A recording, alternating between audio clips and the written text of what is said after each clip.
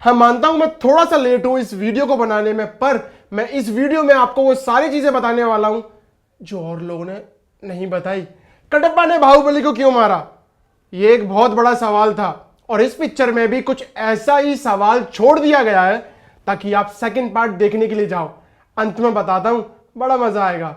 Hello, नमस्ते, नमस्कार, सत श्री अकाल, सलाम, जय श्री राम सभी को। आई होप सो सभी आप बहुत अच्छे होंगे। मैं आपका नवीन पाठक और आज हम बात करने वाले हैं देवरा के फुल मूवी के बारे में कि आपको इस पिक्चर में क्या क्या देखने के लिए मिलेगा। ऐसा क्या सस्पेंस छोड़ दिया है जिसके लिए आप सेकंड पार्ट देखोगे। जितना सोचा था, जितना समझा था और जितना महसूस किया था कि इस पिक्चर में हमें बहुत कहीं अनदेखी चीजें मिलेंगी देखने के लिए, ऐसा कुछ ज्यादा था नहीं। मैं इसको मिड रखना चाहूंगा क्योंकि ना ज्यादा अच्छा था ना ज्यादा बुरा था, ओके था। मूवी की शुरुआत कुछ ऐसी होती है कि गवर्नमेंट कुछ गैंगस्टर से परेशान है जो गन्स वगैरह की सप्लाई करवाते हैं दूसरे देश से इंडिया में। ऐसा भी सीन है कि इंडिया में होने वाला है मैच और इस दौरान बाहर से बहुत बड़ा अमाउंट रिसीव हुआ है किसी गैंगस्टर को और कुछ बड़ा करने वाला है। तो इस वजह से ना गवर्नमेंट बहुत ज्यादा टेंशन में परेशान है कि अगर इतना बड़ा अमाउंट आया किसी दूसरे देश में से तो कुछ ना कुछ बड़ा होने वाला है, बम ब्लास्ट। तो पुलिस ऑफिसर्स निकल चुके हैं खोज में उस गैंगस्टर के बारे में थोड़ी पूछताछ करने के लिए।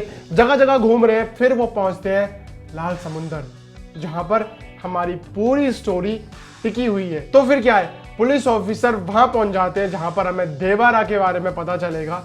पर सबसे पहले वो बहरा से मिलते हैं। बोले तो अपने सैफ अली खान भाई, उन्होंने बहुत अच्छी एक्टिंग की है, नो डाउट। भाई हीरो से ज्यादा ना मुझे विलन में ज्यादा अच्छे लगने लगे हैं। पुलिस वाले बड़े ट्रिक से पूछ रहे होते हैं कि हमें कुछ माल की हेर फेर करवानी है और हमने सुना है कि लाल समुद्र में ही ना वो सब चीजें होती हैं। लाल समुद्र उस जगह को इसलिए बोला जाता है क्योंकि वहां पर पहले योद्धा रहते थे और योद्धा ने अपने भारत देश को बचाते बचाते कईयों का खून बहाया और जब खून बहा तो वो समुद्र में मिला और वो समुद्र कुछ खून जैसा हो गया था उस टाइम पे, इस वजह से उसे लाल समुद्र कहते हैं। वाह, कितनी खतरनाक स्टोरी है इस नाम के पीछे। पुलिस वाला बहरा से मिलता है, बहरा मना कर देता है क्योंकि बहरा के अंदर भी एक बहरा के वाले डर होता है देवरा का। फिर पुलिस वाला इतना सा कंफ्यूज हो जाता है कि मुझे समझ में नहीं आ रहा वो गैंगस्टर मिलेगा कैसे। वहां पर एक सज्जन पुरुष मिलते हैं जो देवरा की स्टोरी बताते हैं और उन्होंने बताना शुरू किया देवरा के बारे में। अब हुई असली में मूवी स्टार्ट। देवरा जिस जगह पे रहता था उस जगह के आसपास 4 गांव थे और 4 गांव में अलग अलग लोग रहते थे। कोई नाव बनाता था, कोई पानी के अंदर जाके मछलियां पकड़ता था, कोई बोट के ऊपर रह के मछलियां पकड़ता था। ये उनका साइड काम था, बट रियलिटी में वो लोग चोरियां करते थे। कुछ पॉलिटिशियन देवरा, बहरा और वो 2 दूसरे गांव वाले मिलकर चोरी करने के लिए जाते थे, कंटेनर्स को चुरा के लाते थे, बट उनको पता नहीं था कि इसके अंदर है क्या और उसके अंदर इलीगल वेपन्स हैं। धीरे धीरे करके जब बहुत सारी ऐसी चोरियां हो रही थी लंबे टाइम से और बाद में एक टाइम पर ऐसा हुआ कि देवरा की गांव का एक छोटा बच्चा मर गया। जब उसे पता लगा कि ये सब उन्हीं लोगों की वजह से हुआ है तो वो सदमे में आ गया और उसने ठान लिया कि ना ही मैं अब चोरी करूंगा और ना ही 4 गांव में से किसी को करने दूंगा। एक गांव वाला उनके साथ था, बाकी 2 गांव वाले ऑफेंड थे। भाई अचानक से अर्निंग खत्म हो गई तो देवरा ने बोला हम मेहनत करके खाएंगे, कमाएंगे। बट वही है, बहरा और वो दूसरा गांव वाला बहुत ही अलग प्लानिंग करने लग गया देवरा को मारने के लिए। बट भाई देवरा है, ऐसी थोड़ी ना मर जाएगा। बोले तो इंडिया का सुपरमैन। सारे मिशंस फेल हो गए तो उन्होंने डिसाइड किया, बहरा ने अपनी भाई की शादी उस एक अच्छे गांव वाले के साथ, बहन के साथ अरेंज कर दी ताकि देवरा उस शादी में आए और पीछे से पीछे उसे दारू पिला के जान से मरवा दे। पर वही है ना, देवरा को मारना इतना आसान नहीं है। 40-50 लोग आए, बेस्ट किलर, और पर देवरा ने सबको मार दिया। यहां पर एक सस्पेंस है, देवरा पत्थर पे कुछ लिखकर चला गया, लोगों को लगा शायद वो झूठ है, बट बहरा वगैरह ने काम दोबारा शुरू करने की कोशिश करी। देवरा ने हर बार हर किसी को मारा। लिख के वो गया था कि मैं दिखूंगा किसी को नहीं, पर किसी को ये काम करने भी नहीं दूंगा। वहां से चला गया। फिर धीरे धीरे करके देवरा का बेटा बड़ा हो गया, जो कि वो देवरा जैसा लगता था। हाउ क्यूट, और जो हमारी छोटी नन्ही परी थी वो भी बड़ी हो गई, जानवी कपूर।